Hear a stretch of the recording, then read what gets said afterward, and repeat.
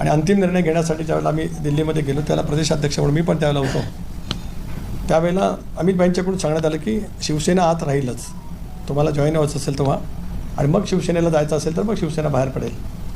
आमची त्यावेळेला इच्छा होती, आमची म्हणजे पक्षाची, की शिवसेना बघून जसं बिहारला नितीश कुमार करायचे त्या पद्धतीने या ठिकाणी व्हावं.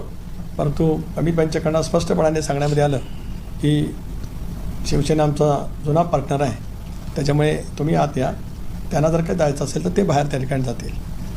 त्यानंतर पुन्हा आम्ही महिनाभर वाट पाहिली आणि मग आम्ही आमच्या पद्धतीने त्यावेळेला ती भूमिका त्या ठिकाणी घेतली.